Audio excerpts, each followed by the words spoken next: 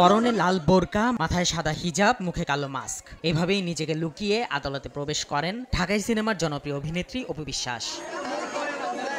এজলাসে প্রবেশের পর পিছনের সারিতে বসেছিলেন অপু বিশ্বাস। তখনও অনেকেই জানেন না তাদের মাঝেই আছেন জনপ্রিয় নায়িকা। মামলা শুনানির জন্য তার নাম ধরে ডাকা হলে অপুর উপস্থিতি টের পায় সবাই। আসামির কাঠগড়ায় গিয়ে বিচারকের কাছে আত্মসমর্পণ করেন অপু বিশ্বাস।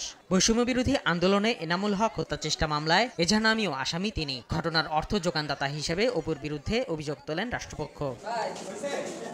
শুনানির শুরুতে অপুর আইনজীবী আদালতকে বলেন, আপনি জানেন তিনি একজন জনপ্রিয় অভিনেত্রী। এ সময় বিচারক তাকে থামিয়ে দিয়ে বলেন, আমি তাকে চিনি না, কারণ আমি বাংলা সিনেমা দেখি না। এরপর আসামি পক্ষের আইনজীবী শুনানি চলমান রেখে অপুর জামিন আবেদন করেন। বিগত 2/6/2025 তিনি মহামান্য হাইকোর্ট বিভাগ থেকে অ্যান্টিসিপেটরি বেইল নেন।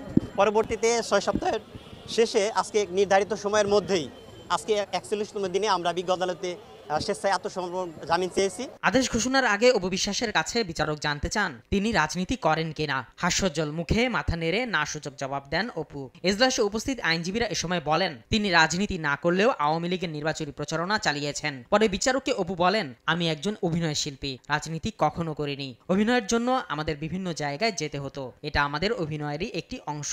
নিজেকে নিরুপায় দাবি করে তিনি আরো বলেন, আমারও তো একটা বাচ্চা আছে। বাদী কিন্তু নিজেই স্বীকার করেছেন এই আমার আসামি সহ আরও 12 জন এই ঘটনাস্থলে উপস্থিত ছিলেন না। আদালত আমাদের কথা শুনেছেন এবং রাষ্ট্রপক্ষের কথাও শুনেছেন এবং আদালত 10,000 টাকা বন্ডে পুলিশ রিপোর্ট পর্যন্ত আমাদের জামিন মঞ্জুর করেছে। শুনানি শেষে 10,000 টাকা মুচলে খায় অপু বিশ্বাসের জামিন আবেদন মঞ্জুর করেন আদালত। এর আগে একই মামলায় আরেক জনপ্রিয় অভিনেত্রী নুসরাত ফারিয়াকে গ্রেফতারের পর জামিনে মুক্তি দেওয়া হয়।